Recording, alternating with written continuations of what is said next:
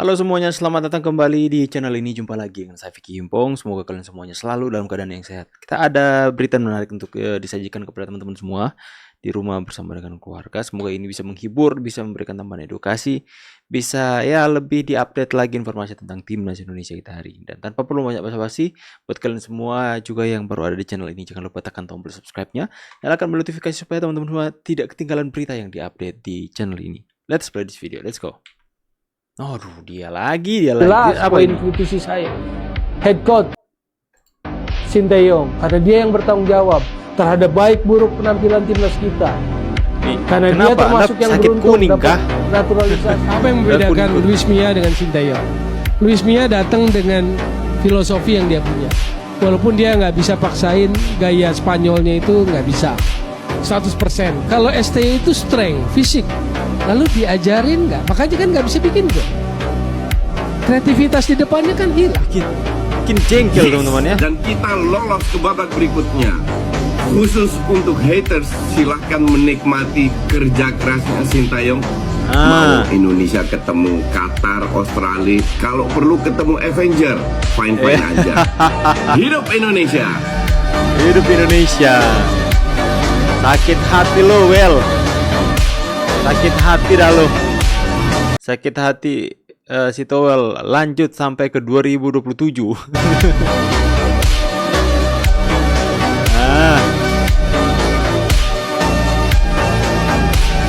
Sejak menampilkan performa mengesankan di Piala Asia hingga di kualifikasi Piala Dunia, timnas Indonesia mulai mendapatkan banyak sorotan, tak terkecuali dari media-media di Korea. Bahkan setelah hasil drawing kualifikasi ronde 3 selesai, mereka menyatakan kelegaan karena tidak berada dalam grup yang sama dengan Indonesia dan memberi peringatan untuk tetap mengawasi potensi tim ini. Timnas Indonesia yang sebelumnya dianggap remeh di Asia mulai diakui sebagai kekuatan yang patut mulai gini diperhitungkan. mereka, teman-teman, Dengan ya. lolosnya timnas ke ronde 3 kualifikasi Piala Dunia hingga back-to-back main di Piala Asia. Belakangan ini semakin banyak sorotan yang datang untuk melihat bagaimana peluang timnas Indonesia di kualifikasi Piala Dunia 2026 zona Asia. Meskipun beberapa masih meremehkan, namun ada juga yang yakin bahwa Indonesia bisa menjadi ancaman serius, terutama dengan kepemimpinan Sinteyong yang diakui mampu membuat perubahan signifikan. Dan itu dibuktikan STY bersama timnas Indonesia yang berhasil lolos ke ronde 3 kualifikasi Piala Dunia, di mana skuad Garuda yang awalnya kesulitan untuk mendapatkan poin, namun timnas membuktikan jika mereka adalah ancaman serius, di mana mereka berhasil membalikan keadaan dengan 2 kali melawan Vietnam dan juga 1 kali melawan Filipina. Dengan membawa para pemain mudanya dengan usia rata-rata 24 tahun, STY menunjukkan berani sekali jika STY. timnya bisa memberi kejutan dan melaju ke ronde 3 kualifikasi Piala Dunia 2026.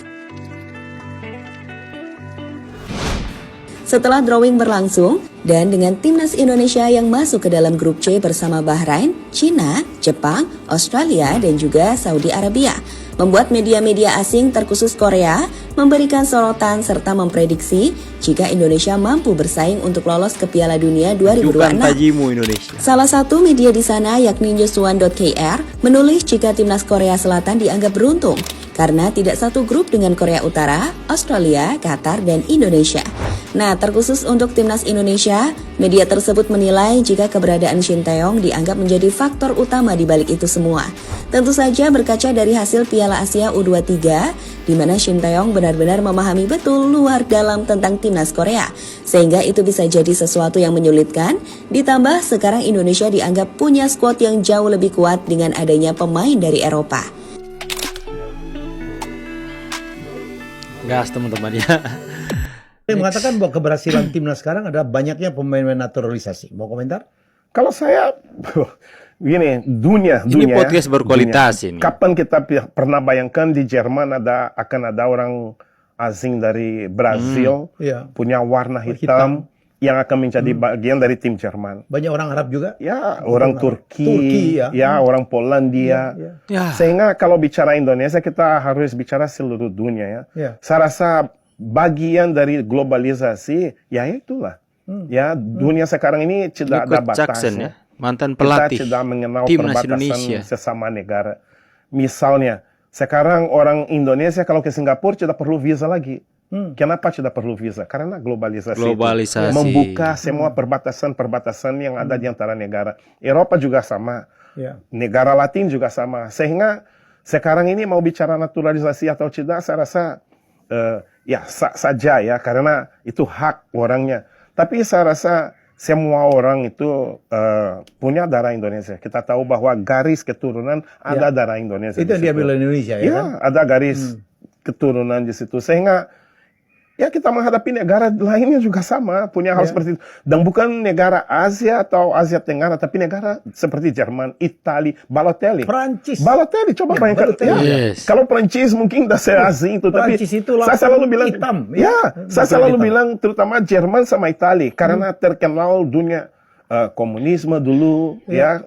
Makanya menurut saya, ya sudah bukan zaman untuk hal seperti itu lagi. Tapi aku respect orang yang punya pendapat seperti itu. Tapi saya rasa itu adalah bagian dari, selalu saya sampaikan bahwa itu adalah bagian dari globalisasi, Ya.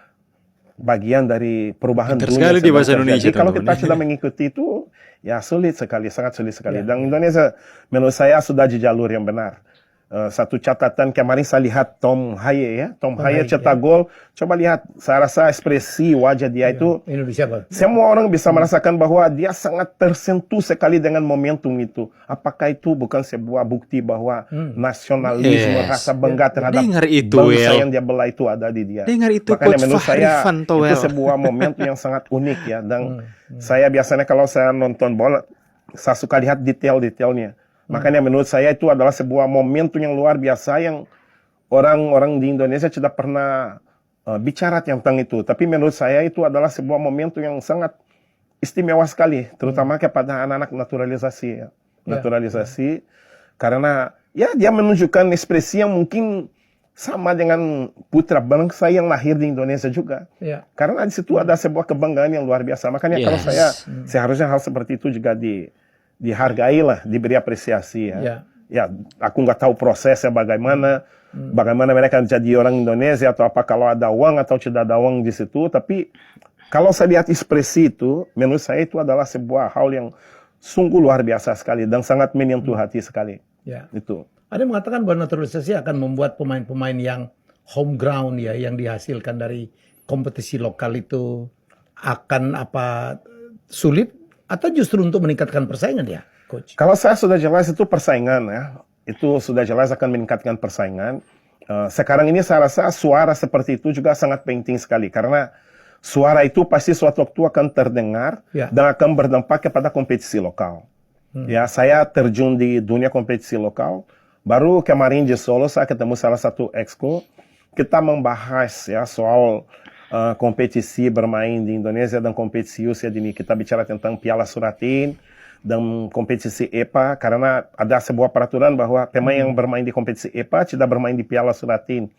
Sedangkan kalau bisa bermain di dua-duanya itu sangat bagus sekali. Ya. Kalau saya ada benarnya juga kalau teman-teman bilang bahwa akan membunuh sedikit kompetisi, tapi saya rasa pada umumnya itu akan meningkatkan persaingan. Betul. Karena akan memacu pemain lokal untuk bisa Mengatasi mengejar ketinggalan yang ada. betul. Yang tinggal sekarang ini suara seperti kompetisi itu akan tidak maju atau apa, pemain yang lahir di kompetisi internal. Tinggal suara itu semakin keras supaya PSSI mendengar dan kita cari solusi. Saya rasa jangan sampai satu jalan satu tidak. Alangkah baiknya kalau dua-duanya jalan bersama. Makin banyak kompetisi makin bagus. Ya. Ini dan baru bilang- pemain muda Ya, itu baru dia harus bilang punya komentar, kompetisi ya. itu kalau bisa Berjenjang, 11 bulan dalam setahun. Kalau hal seperti itu terjadi itu akan sempurna. Makanya kalau saya sangat setuju proses naturalisasi, tapi juga sependapat dengan teman-teman yang sampaikan bahwa kita juga harus fokus kompetisi lokal kita, terutama di usia dini. Karena itu akan berdampak Ini dong. Seharusnya seperti ini. Ya, seharusnya ini adalah sebuah penyampaian yang luar biasa. Dia menyetujui naturalisasi, tapi dia menyetujui juga bagaimana PSSI jangan mengabaikan kompetisi lokal yang ada. Dan suara itu kan sudah terdengar kepada Pak Erick Thohir, dan Pak Erick Thohir sekarang sudah bergerak untuk membenahi setiap kompetisi lokal, memangkas setiap match fixing yang ada, memperbarui struktur-struktur yang ada dalam liga-liga di Indonesia agar supaya itu bisa meningkat, peringkatnya pun dalam liga-liga di Asia itu akan meningkat. Itu berawal dari jika itu terstruktur dengan baik, para mafia-mafia bola dipenjarakan, dipangkas, maka saya percaya akan bangkit kompetisi di Indonesia ini, teman-teman. Mereka itu Maksud hati cari pemain grade A, apa daya hanya pemain Tarkam yang tersedia. Itu menipu diri sendiri ada apa dengan ini, Bang? mengatakan bahwa ini pemain grade A keturunan ini akan bermain di Malaysia. Yang dulu sempat kita pikir akan jadi itu Ferdi Cruyff dari Belanda itu, tapi nggak jadi juga gitu ya, nggak jadi juga. Akhirnya yang datang siapa mereka untuk meniru Indonesia? Pemain Tarkam dong, Kobe Chong, pemain yang divisi ke-6 Liga Inggris, itu udah amatir, udah non profesional gitu. Dan itu yang mereka banggakan, itu heboh beberapa waktu yang lalu. Cukup lama itu mereka bahas soal Kobe Chong ini, ujung-ujungnya nanti main di liga lokal mereka kan. Itu betulan pemain Tarkam gitu. Jadi cuman kelas-kelas seperti itu yang mereka bisa hadirkan gitu. Jadi untuk sepak bola ini pun, ya meskipun Kim Pan-gon minta untuk meniru langkah Indonesia, tapi sepertinya Kim Pan-gon ini nggak begitu paham seperti apa Malaysia ini, bangsa peniru, ya, yang melihat apapun yang bagus dari Indonesia itu mereka klaim, dan sekarang ketika tim nasional kita lagi bagus-bagusnya, juga mereka ingin meniru langkah yang sama, tapi ya itu tadi, mereka nggak sadar diri. Pertama, mereka nggak punya pemain diaspora dengan semangat nasionalisme seperti kita, ya, yang begitu mencintai negaranya. Dan juga ditambah lagi kejadian yang menimpa Faisal Halim dan yang lain-lain itu ya, disiram Aziz.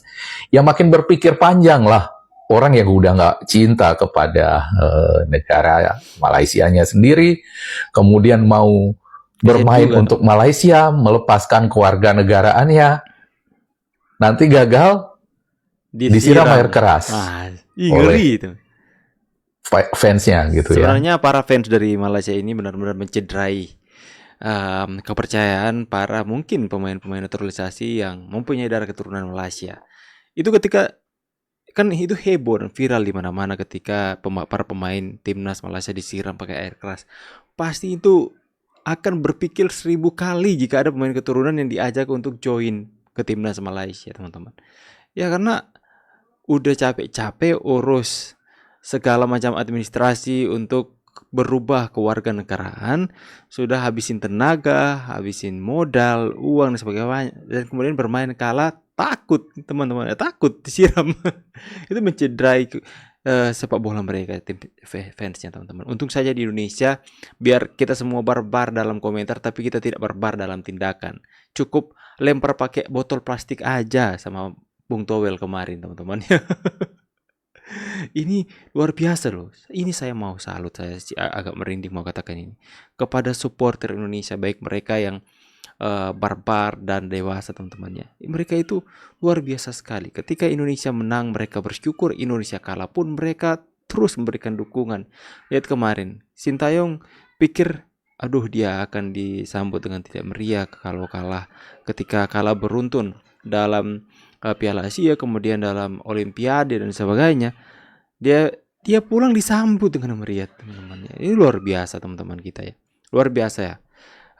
Supporter timnas Indonesia. Oke ya, demikian dulu beritanya. Saya pamit dulu. See you on the next video guys, and God bless. Bye guys.